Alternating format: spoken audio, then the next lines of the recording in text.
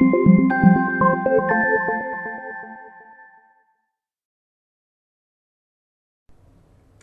Jewish Mom. So this past Friday and Shabbat, and this morning, today is Sunday morning, I was in a really, really bad mood, feeling like mush. Every time I tried to feel like happy about anything, all these like negative thoughts kept on like invading. And then I remembered what something my teacher, Rabbi Aryeh Niven, said in our class, in our Chabura. He said that now the 9 days leading up to Tisha B'Av, this is among the days of the year with the highest levels of constricted consciousness. So what does it mean, constricted consciousness? I don't know exactly, but as somebody who's been in the Chabura for 5 years now, it basically means like you're like in a bad mood and everything's terrible and everything's awful and you can't sort of see beyond your box of negativity. You know, you can't see the big picture.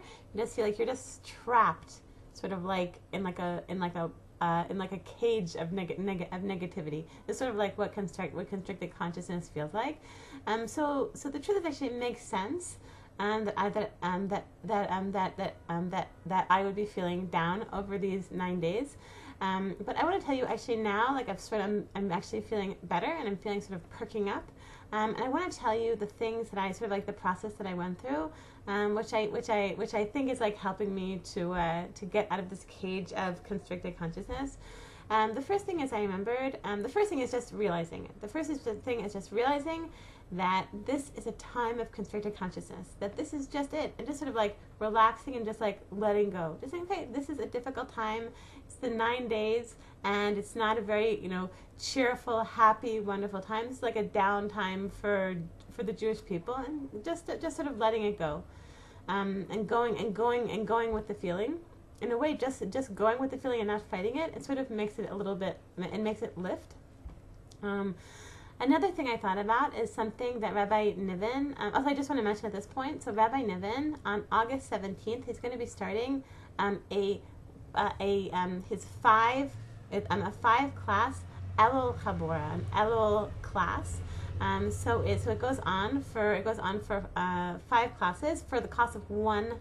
You can learn more at www.newchabura, that's NEWCHABURA.com. And they actually just redid their website. It is gorgeous, really good idea to check it out. Recommend checking it out. And I cannot recommend Rabbi Niven's Chabura more highly. I've been doing it now for 5 years, and you hear that I quote it from it all the time because it's completely changed my life and improved my life. And I highly recommend. I highly recommend that all of you, if you're not in it yet, that you try it out. It's only $1. You have nothing to lose. So something that Rabbi Niven taught me many years ago is he taught me that when I'm thinking a disempowering thought, and if you look at it and you analyze that thought, then you will always, without exception, find that there is something corrupted in your thought process or something off in the way that you're thinking. So he bases this on the verse, Torah Hashem Tmima, God's Torah is perfect, Mishivat Nafesh, and it restores the spirit. So this means that if you're actually thinking in a true way, if you're thinking in a true, accurate, correct way, then your thoughts are supposed to be lashiv nefesh. They're supposed to restore your spirit, not to be bringing you down. Like, oh, I'm terrible and I'm awful, and what about this, and why did I do this, and blame and self-blame and guilt and negativity and everything's awful and everything's terrible and everything's falling apart. No, stop it, because if you're in that, and if you're in this sort of disempowering thought process, like I was this morning and Shabbat and Friday, then you know that there's something off about what you're thinking. There's something corrupted there, and so I thought about that, and I realized it's actually very, very true.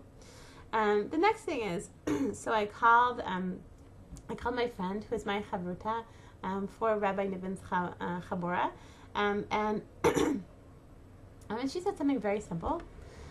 She said,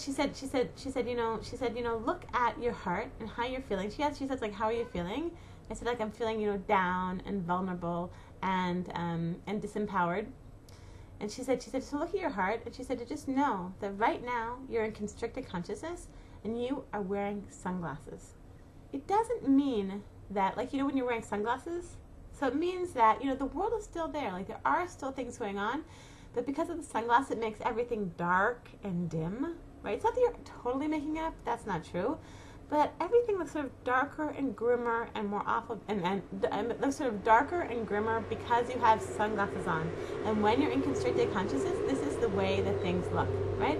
And just sort of like a little bit being skeptical, being suspicious of your thoughts, right? Knowing that your mind is that your mind is sort of playing games on you, okay? The next thing that sort of like something to think, which helped me this morning and which I recommend to you, something again that I learned years ago from Rabbi Niven that I think about frequently, is that Rabbi Niven says that when we're in constricted consciousness, that our mind can become a haunted house. What does this mean? So what's a haunted house?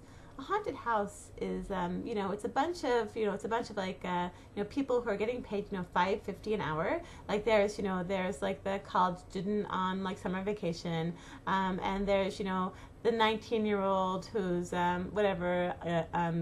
getting paid minimum wage, and there's like a Mexican migrant worker or whatever who's doing this, and all these people are in costume. One's Frankenstein, one's Dracula, and one's like some sort of horrible monster. And you walk along and like they turn off the lights and it's very scary. It's terrifying. But really, if you turn on the light, then you look at this one, and here's Mick, and here's Mick, the college student on vacation, and here's here's David, the 19-year-old working for minimum wage, and here's Pedro or whatever, the Mexican migrant worker, and it's a bunch of friendly guys just hanging out, going, "Rah!" And that's our thoughts. Like when we get into this constricted consciousness, our minds become like that. Like when you turn on the light, you're like, oh, it's really actually not so bad. It's not so bad as I'm making it. Like I'm making it like it's terrible. What's going to be? It's awful. But really it's not so awful. It's not. Like if you turn on the light, you think about it, it's actually okay. It's okay. It's okay. Right? In conclusion, so if you're finding yourself over these days or at any time of the year, if you're finding yourself in this constricted consciousness, a few things to think about, to remember that anytime, this is an ironclad rule.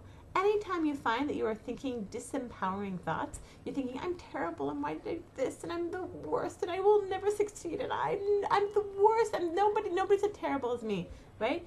Thinking all sorts of disempowering thoughts, that as a rule, there's something corrupted in your thought process. You have to go in and look and think about your thought and analyze your thought process and understand where you're off, right? The next thing is to remember that when you're in this constricted consciousness, you're wearing sunglasses. Your vision is off. Like you're making everything look dim and dark, but it's not really. Just take off the sunglasses, right?